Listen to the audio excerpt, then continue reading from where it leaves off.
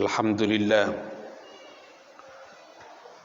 Alhamdulillahi Rabbil Alamin Al-Jawadil Karim Biyadihil khairu wa ilaihil masir Wa huwa ala kulli syai'in qadir Ahmaduhu subhanahu wa ta'ala wa ashkuruhu Wa huwal mustahiqu Likulli syukrin wa thana'in wa ta'zim Wa asyhadu annahu Allah la ilaha illa huwa wahdahu la syarika lah al-qawiyyul matin. Wa asyhadu anna sayyidana wa nabiyyana Muhammadan abduhu wa rasuluhu wa safiyyuhu wa khaliluhu ar-rahmatu lil alamin. Wal jami'u li kulli khuluqin azim.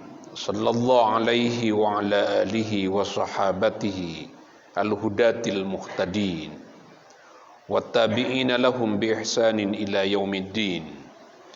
Amma ba'du fa ya ayyuhal hadirun al-kiram ittaqullaha haqqa tuqatih wa la tamutunna illa wa antum muslimun. Hadirin kaum muslimin yang berbahagia, Rasulullah sallallahu alaihi wasallam pernah mengingatkan salah seorang sahabatnya, Abu Bakar As-Siddiq radhiyallahu anhu wa ardha. Kata baginda Nabi, ya Aba Bakrin, wahai Abu Bakar, anna likulli qaumin 'idan. Setiap kaum, setiap komunitas, setiap bangsa 'idan memiliki hari raya. Wa hadza 'iduna. Ini adalah hari raya kami. Bangsa Indonesia dengan dibacakannya proklamasi kemerdekaan Republik Indonesia tanggal 17 Agustus 1945 dengan sendirinya menegaskan bahwa 17 Agustus sebagai Idu Istiqlali Baldati Andalusia, sebagai hari kemerdekaan negara kesatuan Republik Indonesia. Apa yang bisa kita kenang dari hari ini?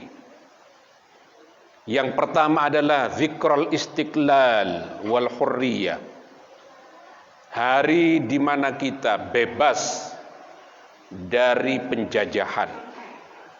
Kita merdeka, dan ditegaskan di dalam pembukaan Undang-Undang Dasar, kemerdekaan itu adalah hak segala bangsa.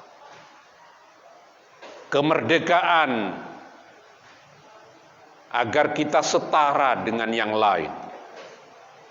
Jika dahulu Belanda membuat stratifikasi sosial, Indonesia menjadi berkelas-kelas. Ada warga negara kelas 1, mereka yang berkulit putih, orang-orang Eropa. Warga negara kelas 2 adalah orang-orang Arab dan orang-orang Tionghoa. Dan kita pribumi disebut sebagai warga negara tanpa kelas. Kemerdekaan ingin menegaskan bahwa kita sebagai manusia, kita sebagai bangsa adalah setara dengan manusia yang lain, setara dengan bangsa yang lain. Karena bagi Al-Quranul Karim yang menyebabkan kita berbeda dengan yang lain, inna akramakum indallahi atqakum, yang menyebabkan kita mulia, kita lebih tinggi dari yang lain, bukan berdasarkan etnis, bukan berdasarkan suku, tapi berdasarkan ketakwaan kita kepada Allah Subhanahu wa ta'ala. Karena itu hurriyatul i'tiqad, kebebasan di dalam menjalankan ajaran agama, adalah bagian dari hukukul insan, hak asasi manusia. Mengenang kemerdekaan, memperingati kemerdekaan adalah mengenang kebebasan kita sebagai warga negara untuk memilih agama yang kita pilih, bukan agama yang disuguhkan oleh para penjajah. Yang kedua, memperingati dan mengenang kemerdekaan ini adalah zikrul izzi wal karamah. Sejak dideklarasikannya, dibacakannya proklamasi kemerdekaan itu, kita hendak menegaskan bahwa kita adalah mulia.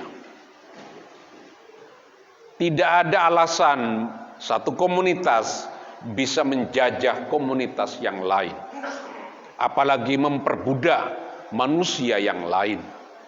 Karena itu perbudakan, penjajahan bertentangan dengan ajaran pokok Islam.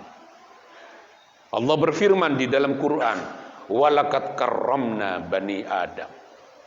Allah sendiri memuliakan anak keturunan Adam. Karena itu perbudakan, penjajahan bertentangan dengan ajaran pokok agama Islam. Hadirin kaum muslimin yang berbahagia, kita diingatkan oleh Allah, wa dzakirhum bi ayyamillah. Ingatlah kalian dengan hari-hari di mana Allah membebaskan kita dari penjajahan. Kita diberi karunia nikmat yang luar biasa sebagai bangsa Indonesia. Tantangannya hari ini, bagaimana kita mengisi kemerdekaan? Tidak ada cara lain kecuali bagi umat Islam. Pertama-tama adalah membangun akhlak, membangun budi pekerti, membangun etika.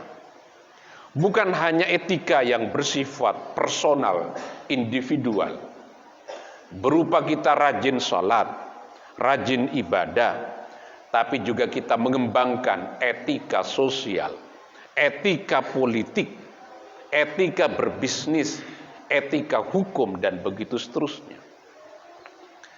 Karena kerusakan sebuah bangsa tidak lain kecuali bangsa itu menjatuhkan diri kepada hal-hal yang buruk, etika tidak diperhatikan. Rasulullah sallallahu alaihi wasallam dipuji oleh Allah di dalam Quran, innaka la'ala khuluqin azim. Sesungguhnya engkau Muhammad la'ala khuluqin azim, berada pada akhlak yang terpuji. Al-Busairi menyatakan, faqan nabiyyina fi khalqin wa fi khuluqin wa lam yudanuhu fi ilmin wala karami. Nabi mengungguli dari seluruh para nabi.